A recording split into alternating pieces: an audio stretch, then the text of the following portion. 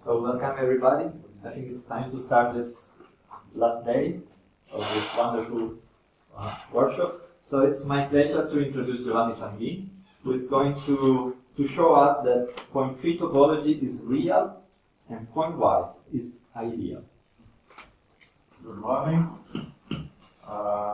Besides thanking the organizers team and the organizers of the trimester, I must say that it is very funny to give a lecture where the chairman is a former student of yours. It means that you are old enough. So since it is the last day, I think we should, or we could take it easy and relax and imagine that since I get anxious when I have to write down things, slides or papers, because then it remains there. That's why, so everybody can see your mistake. So they're recording what I'm saying, but still we can believe it's not happening. So that's why I decided not to use slides. And another way to relax is I did not prepare much. Even worse, what I prepared I left at home this morning. So we are really relaxed and talk free. Imagine you are in my office in Padova. We have a little blackboard. Luckily here the blackboard is much, much bigger. The only fiction is that, and you put me questions. The only fiction, which happens sometimes with interviews, is that I put the questions. At least 7 questions from which we start, and which are written here. And then you can put any further questions you wish. Okay. So that's the only fiction. All the rest is we are free. Well, of course, the other fiction is that you would not fit into all of you could not fit into my office. It's just a little cubicle. Okay, so Giovanni, what is your opinion about the present state of research on foundations? I think, to make it short, I think it is a deadlock since 8 years. I'll try to explain later. So you remember, all of you remember, and actually it was even recalled in the lecture by Meitzer, whom I don't see. Anyway, problem of foundations in the 19th century. Why? Because people did not understand what mathematics was after non-Euclidean geometry, abstract algebra, rigorization of analysis, all things which forced to abandon simple intuition. And mathematics became extremely complex. So it was natural to ask, what is mathematics? And I recall this just to remember that the answer given by sets, set theory, was just one answer to this question. While it's not that we are bound to set theory, as one could believe. Changing it would mean simply going back to 150 years or something like that. Anyway, set theory by Cantor, then you know that there were contradictions.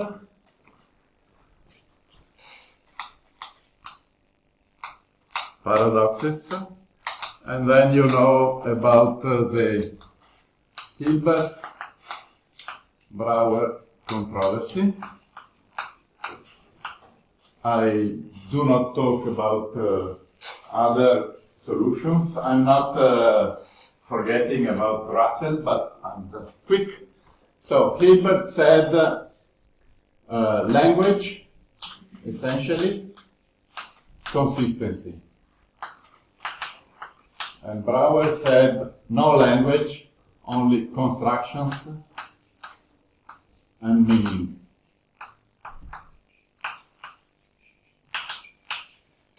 And the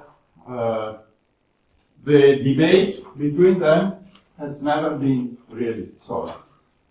It's still there, somehow. What happened?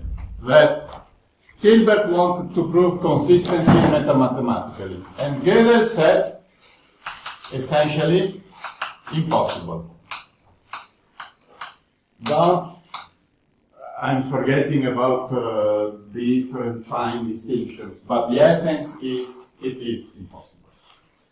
So, what happened? Instead of approaching the problem, if it is impossible, let's look at it better and find another solution. The solution was denial. Denial of the problem. And who is the representative of this? Bourbaki.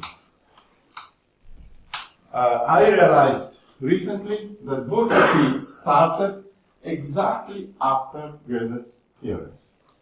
Gödel's theorems were 1931. Bourbaki started in mid-30s. People were Weil, André Weil, Cartan, Dieudonné,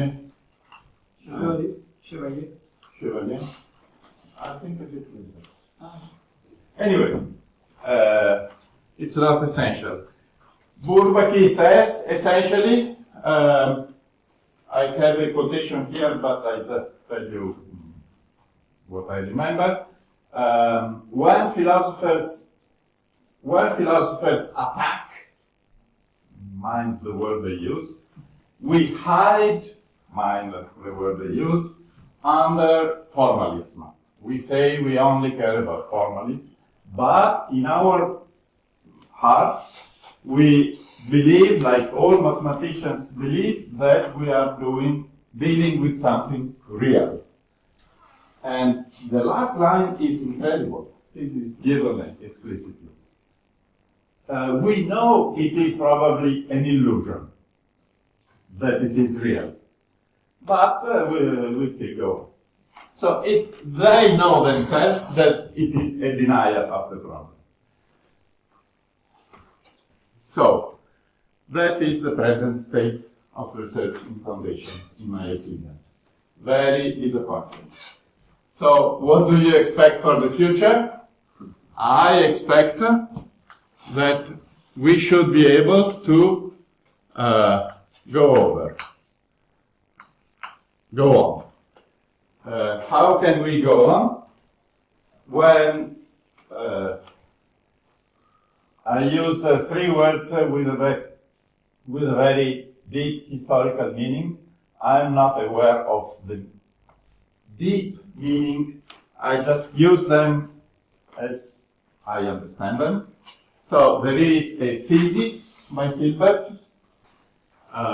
It's enough to show consistency. There is an antithesis by Baire. No, that is not possible. We now should find a thesis. Synthesis. How can we do that? We must not choose one of the two. That is not synthesis. Synthesis means going farther than both and find a position which can describe both previous views, but in a farther, wider, and still consistent way. I believe this is totally possible. What is the trick? The trick is, you see, here Hilbert says language, and here Baire says construction, no language. But one thing which is common to them is that they assume, they speak about full information, truth. For them, mathematics is just truth. This is what is common to them. So we must change this. By the way, if you look at Bishop, the first line in Bishop's manifesto for constructivism, a constructive manifesto in his book, says something like mathematics would be the same in Mars, but he does not explain in length what he means. But please, Douglas, correct me if I'm wrong. But I believe he wants to say that mathematics is something over our heads. It is simply true because of some exterior reason. While my claim is that we can reach the synthesis by realizing that everything we do is human. So essentially, I introduce what I call a dynamic view. All of mathematics is done by us. Everything, including natural numbers. Kronecker was wrong. It's not God who gives natural numbers, it's us who build them. You want a proof? Before Zariski, before Peano, they did not even know about induction. People like Scipione del Ferro or similar proved things. It holds for 1, it holds for 3, it holds for 7, it holds for 9, it holds for all numbers. This was the way, and they were smart people. I mean, they solved the equations of third and fourth degree. So, this shows, in my opinion, that everything is obtained by evolution, by dynamic evolution. It's like for all other sciences, geology, physics, biology, most of all, Darwinian evolution explains the domain. In mathematics, we don't have concrete things, but our domain of study is objects which we construct ourselves. And we construct them by way of evolution. So, I say it is we invent mathematical notions. And to solve a difficulty is mathematics invented or discovered. It's trivial. We invent mathematical notions, and once they are given, we discover consequences. It's like deciding that the rules of chess are those, and then that is invention, and then discovering that finals with tower, king, blah, blah, blah, can only be of that kind. It's exactly the same. So, they go together. Inventing and discovering. Yes. You discover after you have invented. No, sometimes you invent after you discover. Also, yes, there is always dynamic. The chess and Yes.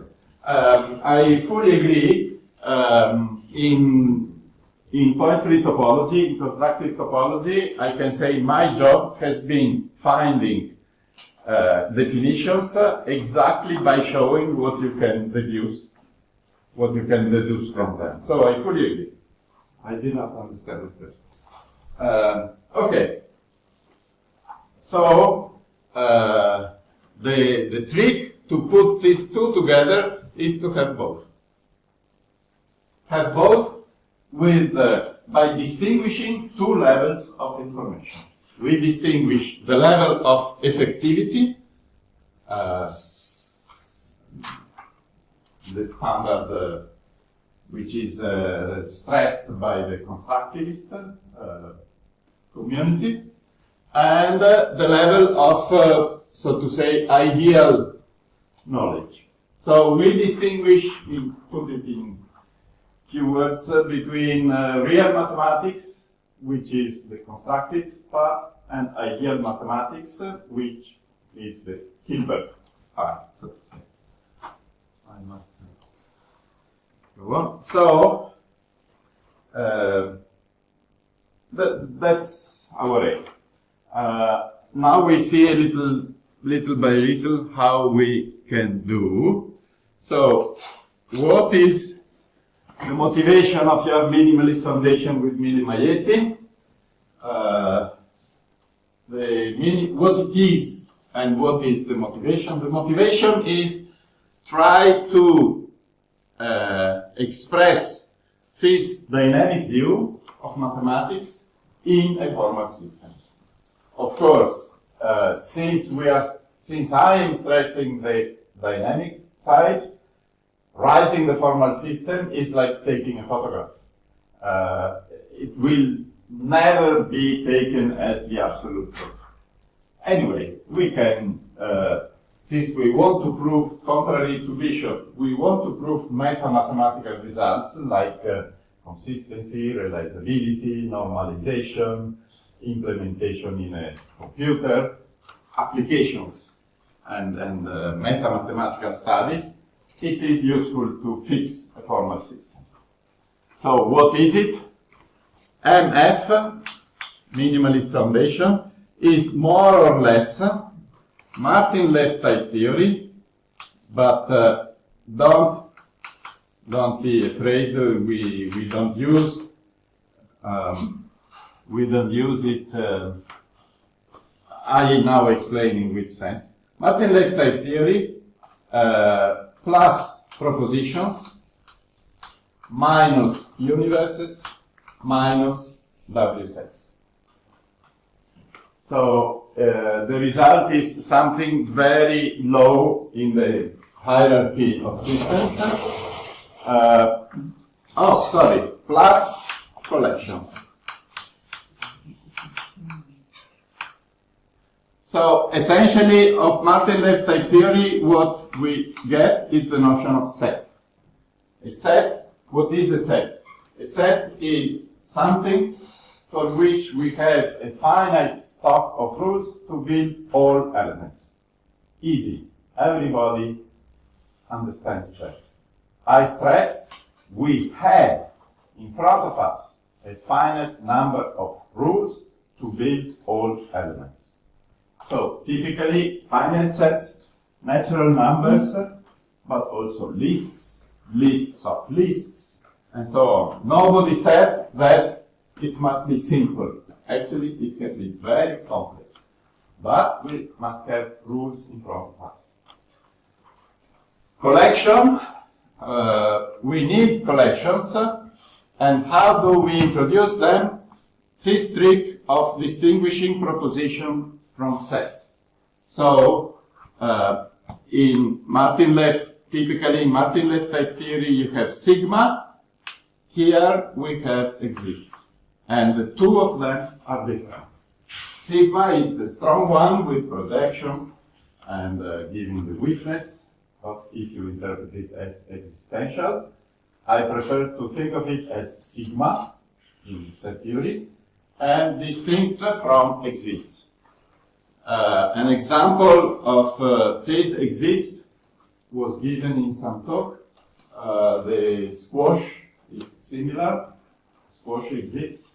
Or anyway, situations in which you know existence constructively, but you have no way to find the weakness. I will talk about it in a second. We don't use universes because the idea of universe is blocking the process. So we avoid whatever blocks the process of constructions of sets. So no universe, and well-founded sets simply because they're too difficult. We use something more elementary, and I will explain what this we replace with ICAS. I will tell later. Okay. I need to say, well, no, we can go on. What are the, what does it mean to use MF in the practice of mathematics? We can single out 4 principles: pluralism,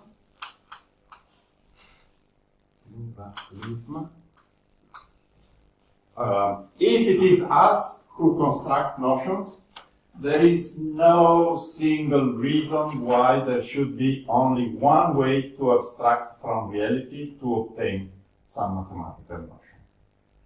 So a foundation can be understood as one choice of what you consider to be relevant when you abstract. And so every foundation should, and what is mathematics? Mathematics is the kind of information that you pull out of your mathematical abstractions. And so every foundation will pull out a different kind of information according to what you consider relevant when you abstract. For instance, classical logic does not mind about the distinguishing exists from not for all not. They abstract from that distinction. So if you don't care about, you will be a classical logician. If you care about the distinction, you need to be you need to use intuitionistic logic or constructive logic. And similarly, set and collection. But I speak about this later. Sorry. Otherwise, I don't follow my. So pluralism, and every new foundation must give new mathematics.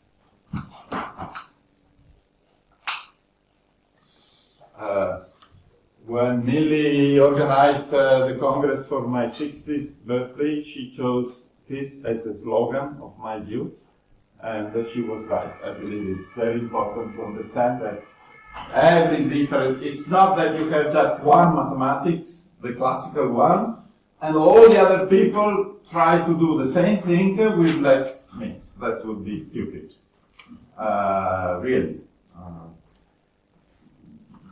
Dull, trivial. I believe the most interesting part is to invent notions and show what you can do with them.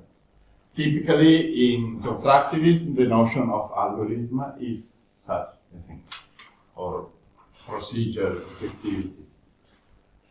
So, another principle is to accept open concepts and incomplete theories. This, after Gödel, it's better we give up even before beginning. We should not look for completeness. C, conceptual, preserve all conceptual distinctions. This also Bishop said. And I add all fragments of information. So here, following this idea, we keep both the information given by computation and the information given by language consistency. It's a different kind of information, but we don't throw it away. We want to keep that also. Which does not mean I am saying that everything is fine. We do it in a proper way. And the different levels of abstractions. So we take seriously not only language, meta-language, but also different levels of abstraction, concrete, like numbers, but then rings and things like that. Okay, so yes, in these conceptual distinctions, I insert here what I said before, exists and not for or not. If you don't mind about distinguishing this, then you choose classical logic. If you do mind, then you choose intuitionistic logic. Similar is set collection. So here we have or not law of excluded middle. Set collection, typical set is the natural number, a typical collection is power of n. How do we introduce subsets?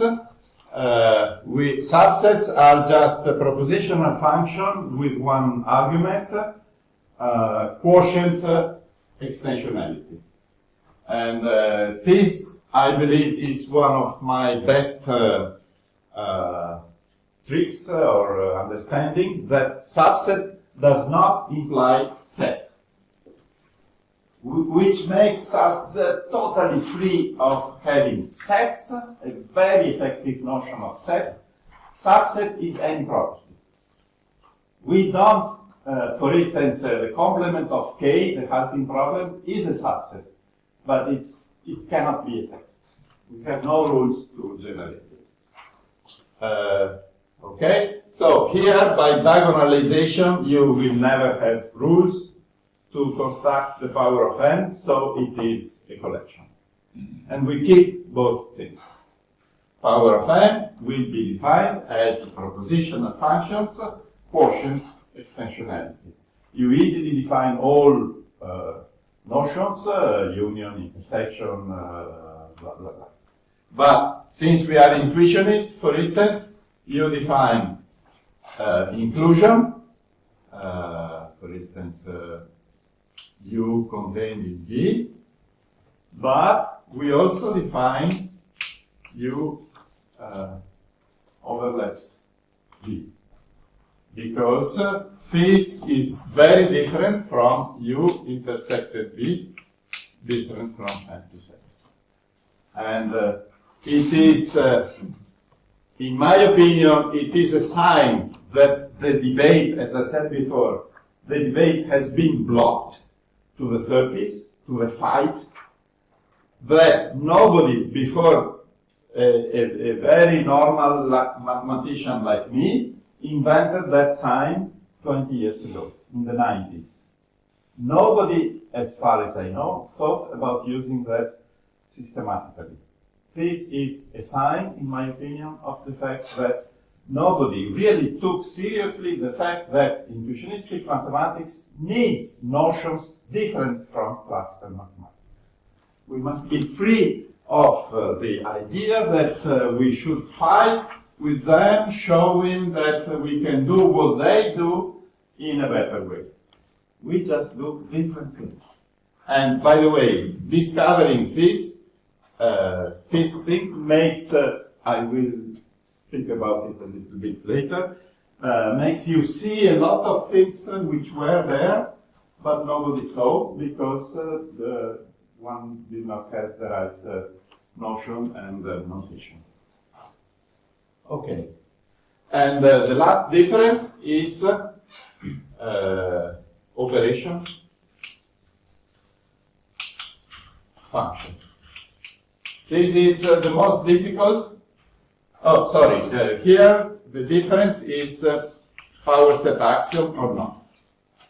And here I say immediately the difference is axiom of unique choice or not. So to understand what I mean here, let us, I think the simplest I could explain examples where you have an operation and function in practice. Like if I play with John Moskovakis a game, and she makes the moves, I don't know which will be her moves in advance. I have no algorithm to know what she will move.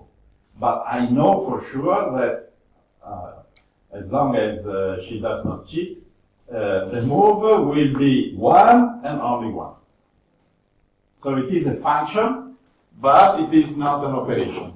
So operation is essentially, as in Martin Leff's type theory, an element of a ROV in Martin-left type theory. A function in our framework, this would not be possible in Martin-left framework. In our framework, it is just R relation from A into B, which is total and single values. And I believe the first way to go over the opposition between the two communities is to accept differences.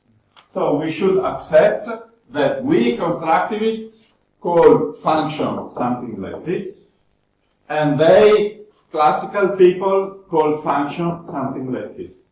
But they are two different things.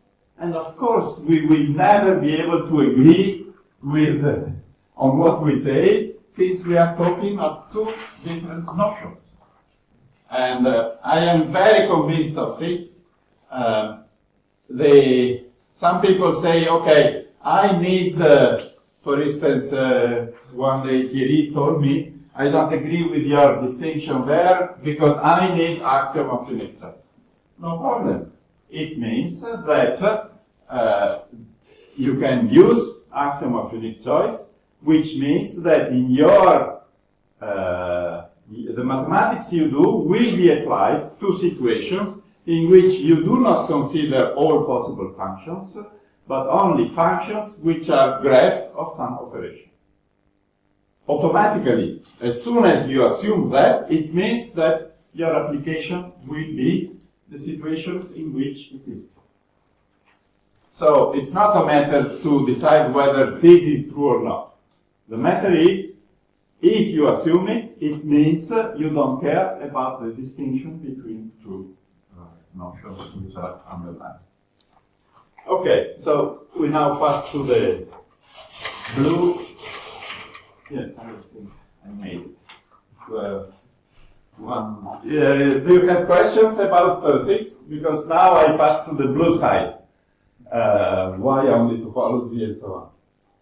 So if I were working set theories, I could object that what we mean by collection is nothing but what others would call class, and the same about our notion of a subset, which could also be interpreted as a class which is contained in a set, which is not a set itself. Would you agree with this, or would you say that you have a view? One reason why I chose type theory, many of you know that I wrote the notes and I started to follow Martin-left in 1980. One reason was that I could understand him, while up to that moment, which means I was over 30, I could never understand set theory. And I even was in doubt whether I should change my profession, my job. And in a sense, Martin-left saved me from changing job. So that's one way to answer. I don't know what classical people mean by class. If you believe it is the same, then I don't object. But I don't know what they mean. What's your alternative job? Yeah, exactly. That's exactly right. So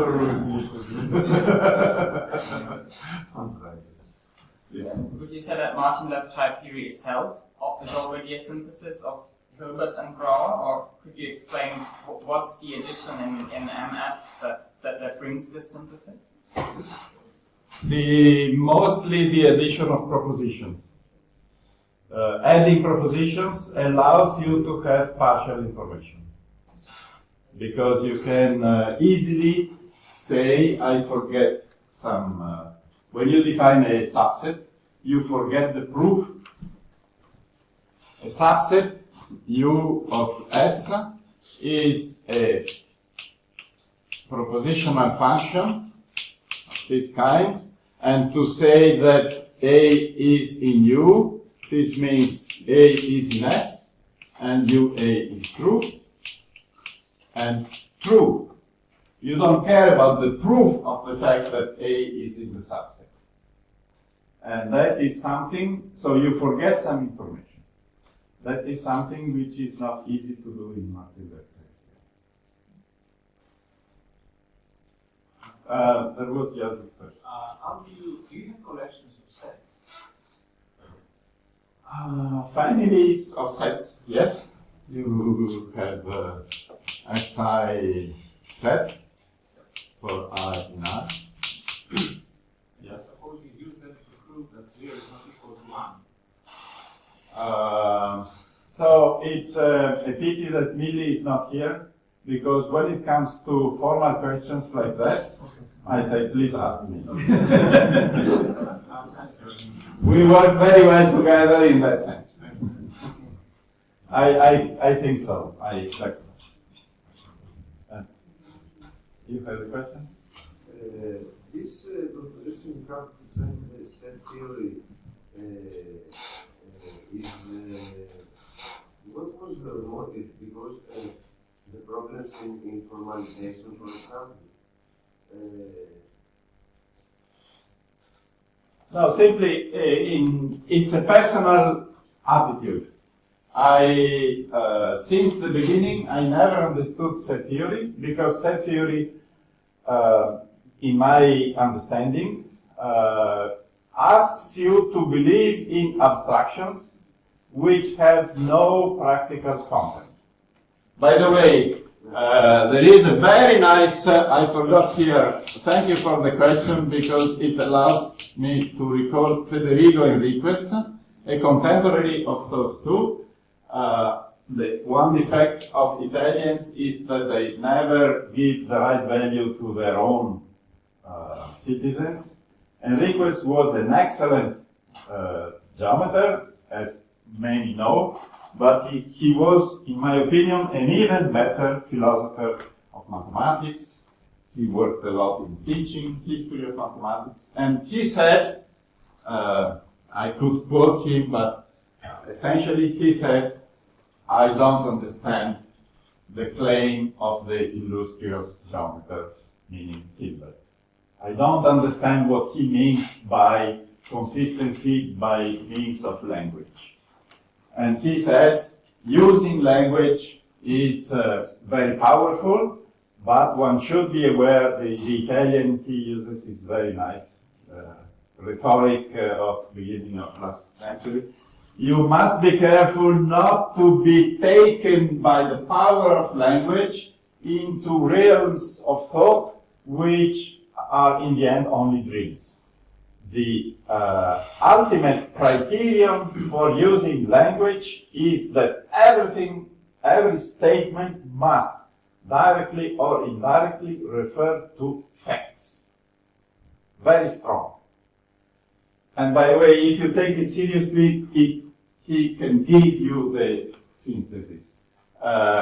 ZFC does not speak of facts. Even if we could prove consistency, something which we cannot do, even if we could, we would only know that you don't have contradictions, but you don't know of which facts it is talking. We should remember this when we say we object to. It's really a bad situation. So that's why I don't follow set theory. Let's go on to the blue.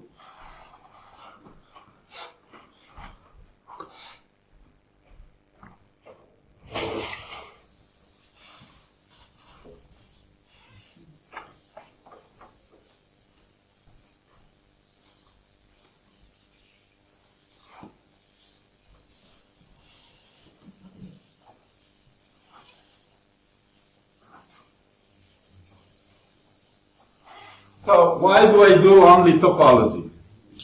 Because topology is the most difficult. So I want to show that doing mathematics with my style is possible. And topology is the most difficult conceptually. So if I do topology, I can do everything. That's the very simple fact. Also topology is very interesting. Because topology is one could say that topology is the study between discrete and continuous, which is one way to say the distinction between finite and infinitary. And or effective, non-effective.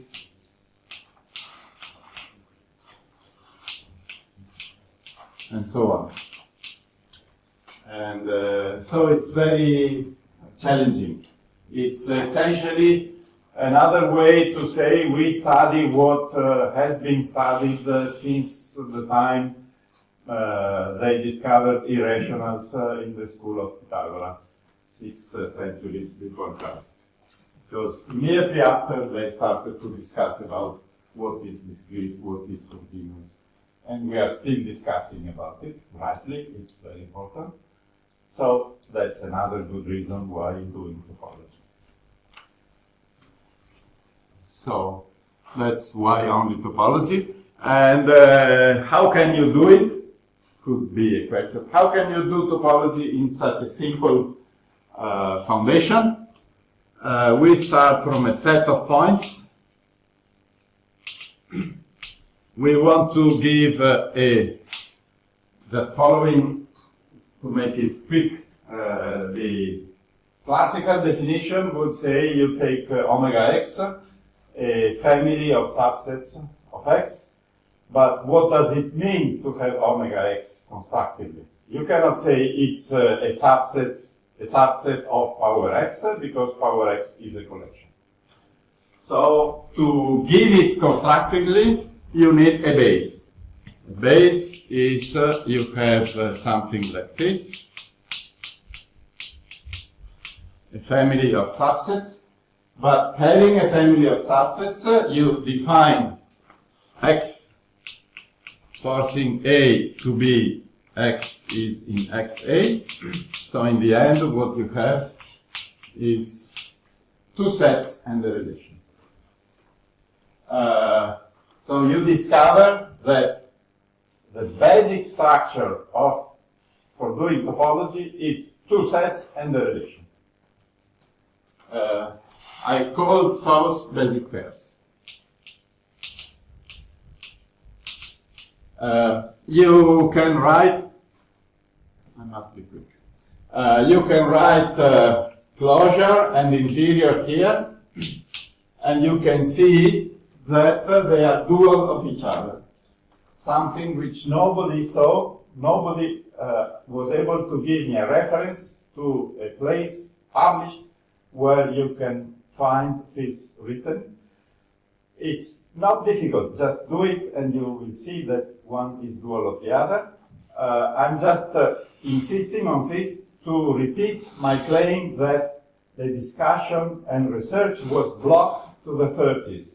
This was something which one could discover in the 30s, but they did not do it because of this ideological block. Similarly, many other things, like what is a morphism? A morphism is just a commutative square. And you find that if you take two relations like that, a commutative square is exactly equivalent to saying that R is continuous. If R is a function, it is exactly equivalent to saying that f is continuous in the usual sense. So again, something which was easy to see.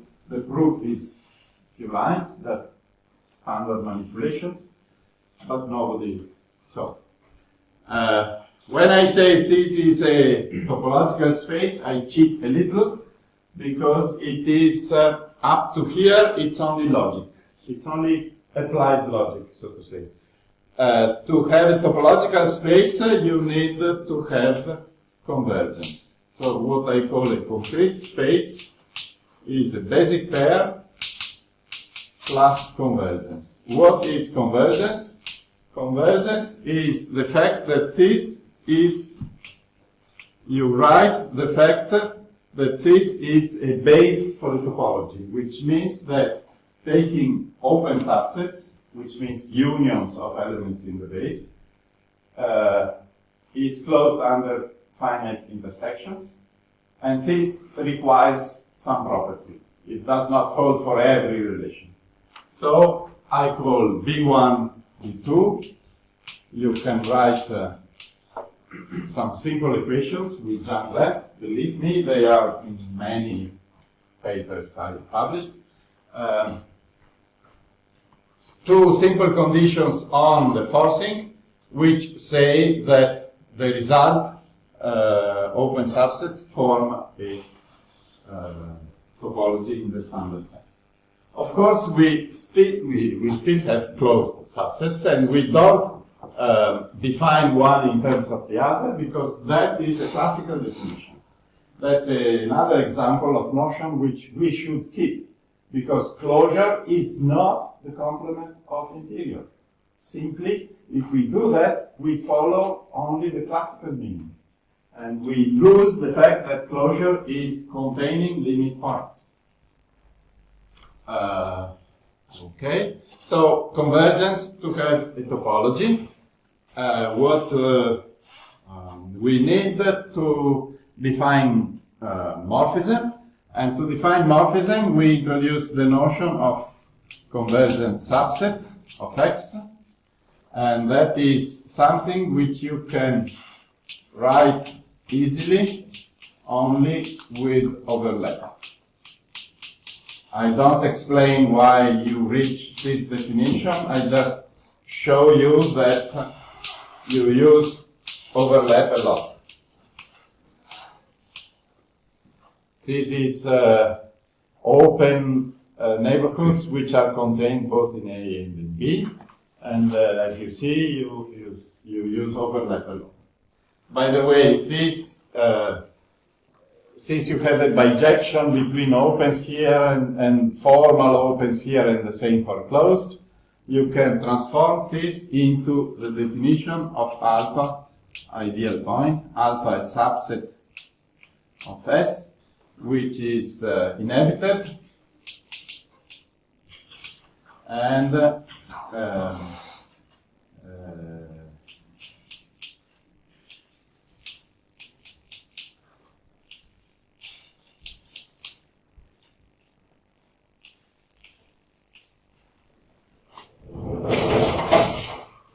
so corresponding to this notion of points, going on the other side through, there is a bijection between opens and closed here and respectively opens and closed here.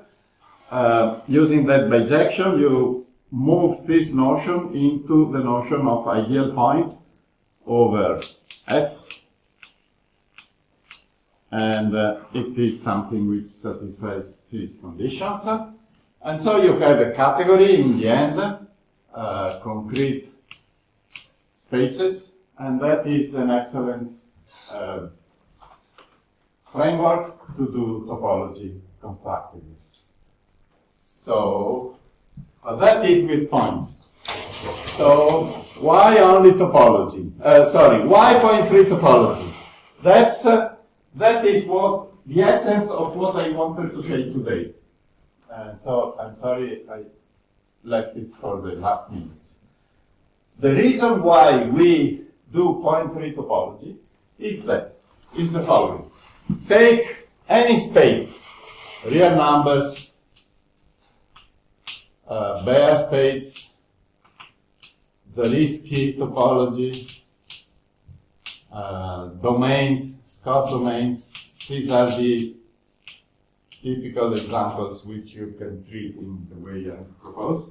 In all those examples, points do not form a set. So, set in our sense. So you have two possibilities. Either you say, okay, I restrict to a set of points. This is what does Bishop. He restricts to sequences, Cauchy sequences, which are regular. Anyway, they are computable, which means they are countable, which means, in theory at least, it is a set. That's one way out. The other way out is, okay, I keep it that points form a collection, and I remain as much as possible on the side of S, where I have, in all these examples, you have a base which is at least set index. Rationals here, finite sequences here, elements of the ring here, and so on. So, the other option, which is what I follow, is we keep the general notion of point, but we give up that it is a set, it is only a collection, and we remain on the side of the set, namely the Pointfree side, the formal side, and develop as much as possible, which means we develop as much as possible of topology in an effective way. So we will have a definition. How do we obtain definitions? Easy. We take this category, which was just warming up, so to say. We forget about we forget about this, forget about that, and describe only this side. Describe it together with all the structures which points induce over here. So there we would have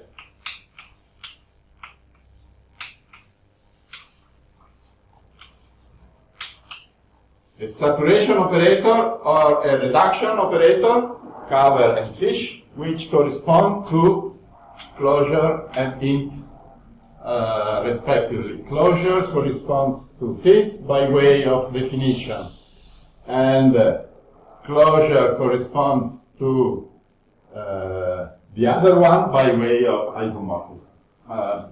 Details. The main point is we define axiomatically the structure induced on the formal side of a concrete space. This I call a positive topology. We do the same for morphisms, and believe me, it is easy. It's a relation which, yes, I forgot to say, morphism in the category of concrete spaces are relations which preserve convergence in the sense they map convergent subsets into convergent subsets. Or equivalently, S maps ideal points into ideal points. So we just take that as a definition, and then we define what is an ideal point. I don't go into details, I only give you an example, the example of Baire space. What is Baire space? You start from nil, you have a tree,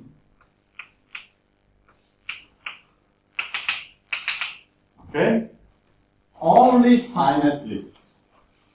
And you define a topology inductively by saying that essentially this is covered by all immediate successors and it is covered by points below it. It turns out that you have exactly the inductive definition of a bar if something covers that. Anyway, you easily write axioms for the cover and fish.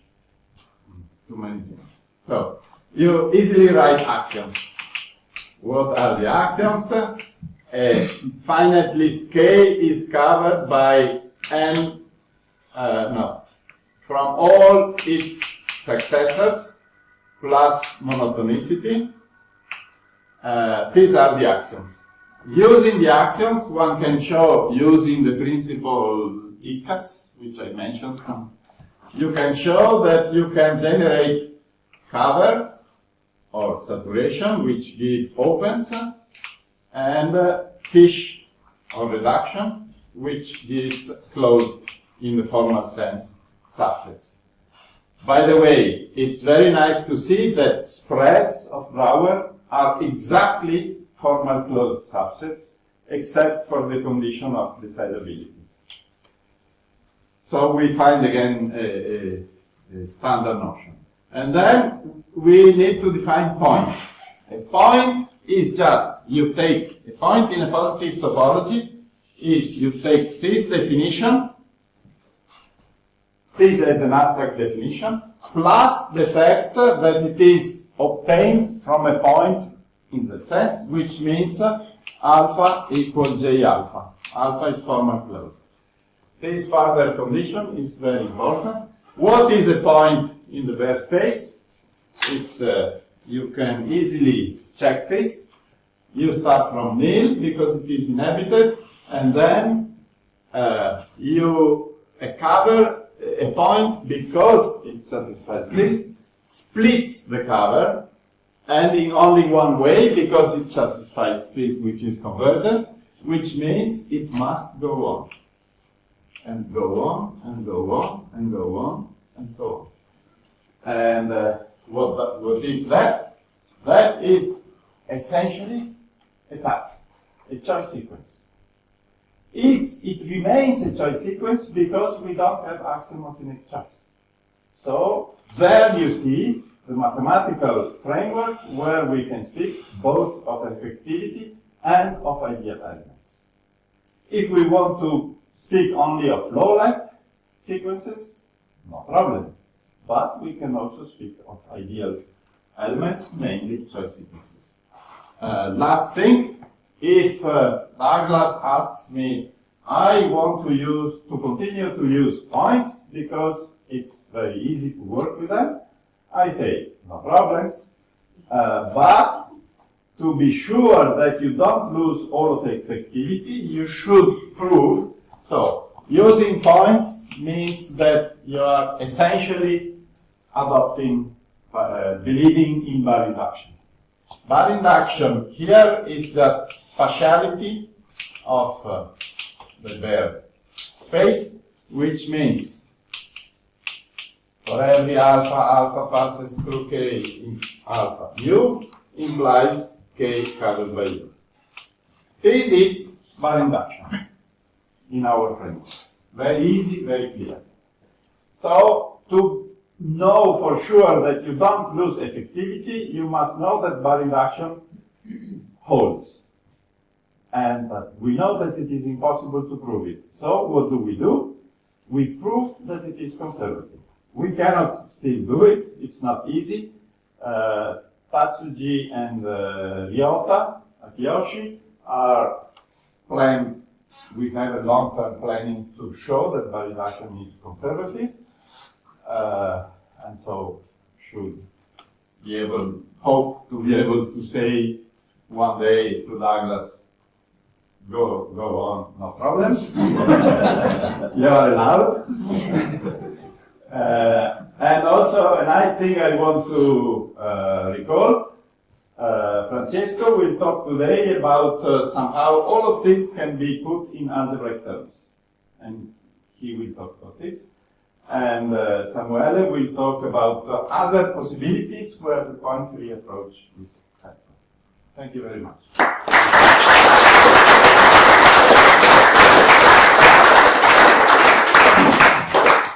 Any further questions? Maybe it's not a question, but certainly a comment about one of your first points about mathematics is what we build. I wonder if you've seen the book by Caleb Everett on numbers and the making of mankind, where he explains, he's an anthropologist, for what I understand. He explains that exactly what the title says, that probably numbers were involved in the original development of mankind in a way that seems in line with what you were saying. Yes, thank you. Yes. You have two sets, and you take this collection of all operations from one set to the other. Is this a set? Mili and I always fight about this. Mili says yes, I say I don't know. Okay, if the answer is yes, then you take n and n, the Baire space as the collection, we get one Baire space, the collection of all operations from n to n, and you have the ideal space generated by by the paths of this tree that we construct. So there must be a connection there. Yes. So it seems that, what is the connection? Well, one inclusion holds. Every operation determines its graph, which is a function. So you get more And the other is axiom of unique choice in the form every function is the graph of an operation. I have lots of questions. Maybe I'll ask more later. First of all, it suggested it's a nice paper by Hilbert on the powerset policy. It would be very nice to have a look at that. And then the question is, why don't you want universes? So at the end of the day, is one universe is a very small, say, is that blocks? What is a block? What is the problem? So the universe says the only sets you will build are these ones. So it is a table of rules saying you that these are the only sets that you will build. And even you can imagine that somebody did that and you define sets using the previous collection of all sets. So that's my way of understanding. That's why I prefer, I have nothing against it, but I prefer to do things without using it. Okay. I think it's somehow related, maybe it's following this. I would like to explain my brief understanding of classes and sets, and comment on your, and I would like you to comment on the objections to that. So we start with ZFC. So I talk classically now. We start with ZFC as the meta theory. Now we would like to reason about set theory. So we are at large cardinal, treat as another axiom. Okay. We have now no hope to prove the consistency of the theory, ZFC plus large cardinal, so we just assume it's consistent.